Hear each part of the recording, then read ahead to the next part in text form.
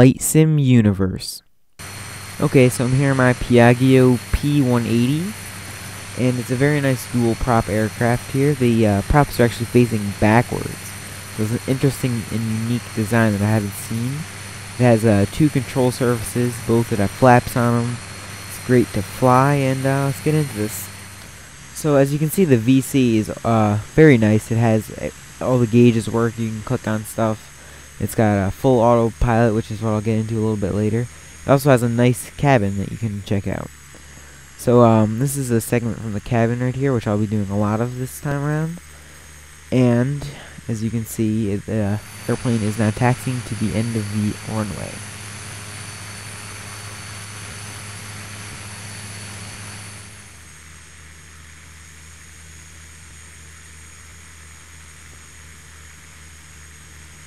So this internal cabin is modeled very nicely. I'll get into some of the cons of this plane later, but you can see that as the airplane is lowering flaps for takeoff, that both the front wing and the rear wing both extend out.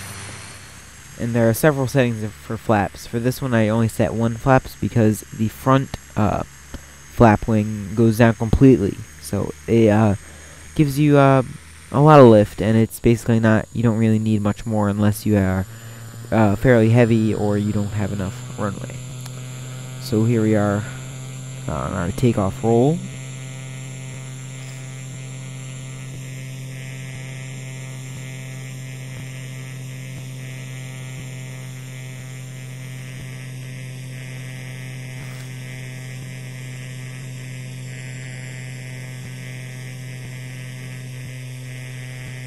Okay, so now that we're in the air, we should raise up the landing gear.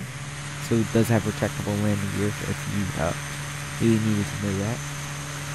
So this jet features jet-like speeds. It can fly up to 250, 260 miles per hour. I think overspeed is actually 280, but cruising speed is around 250.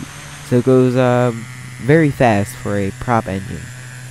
And so that's a good part about it. You can travel great distances and you don't have to have a jet engine. So it's a nice little cruising plane. It's like a private jet basically, or a private prop plane, however you want to put it. So a nice town down there. So let's get into the pros of this aircraft. There are many great things about it. So let's start off with it. It has a great virtual cockpit and a full cabin, which I've shown you. It's a very high quality. It has a advanced autopilot, so it has like auto throttle, GPS tracking. It's basically a great on that end. It has nice external textures, so it's very shiny. It's very well polished, high resolution, and it has a unique aircraft design in general. It has the rear-facing props. It has the dual wings. So it's actually a very nice aircraft to have, and it's a very different aircraft. But as we're peeking through the clouds here at the top, we're going to go over some of the cons of this plane. So the cons would be that there's this odd reverse thrust glitch that causes the plane to kneel backwards when you have the brakes on. I'll show you a little clip of that later. It has bad cabin ceiling textures. You can see right there, it's very glitchy and like bumpy. I didn't really like that. The engines are oddly offset, and by that I mean that when I set a fire in one of the engines to test it, it was like several feet below the actual engine. So I don't know how that affects flight dynamics. And the VC default cabin is low. So several hours later, if you say, when we're coming back down into the same airport, as you can see, we're on approach. I'll have the airport code in the annotations, so you can check it out.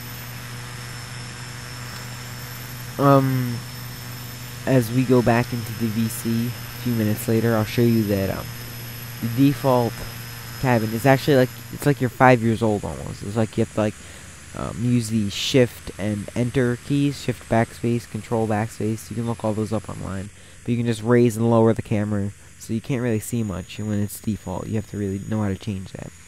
So here we are. As you can see, I moved up the camera a lot, just so you can see the runway at least. And so we're in a fairly nice approach right now. Just gonna pull back a little, and ooh, a little bump there, but it wasn't that bad. It was a rather nice landing. So there you go. You have the Piaggio P-180 Avanti. So after it turns off the runway, we'll get into some little bugs and glitches with it. The first one I'm going to show you is the odd reverse thrust glitch, which happened to me when I was actually using the reverse thrust too much to the end of the runway, and it, doesn't really work. So just remember to take off the reverse thrust. So here's a little extra. So just remember to turn off the reverse thrust before you reach under like 5 miles an hour. It's a good idea to turn off before like 60. So there you go. If you have the brakes and the reverse thrust on, that's what happens. If you turn off the reverse thrust and apply forward thrust, you don't fall down. I've actually taken off this way. It's for fun one time. In real life, it would be scratching up. So all you have to do to get rid of it is just tap the brakes, and your plane should come back to normal. So here are some of the variants. You can take a look at them. It comes with tons of variants, and they're all very nice. I was using the Ferrari, which was the first one there. So thanks for watching, and please comment and rate. Never really talked during the credits, but there you go. And I hope you please subscribe, and I'll see you guys later.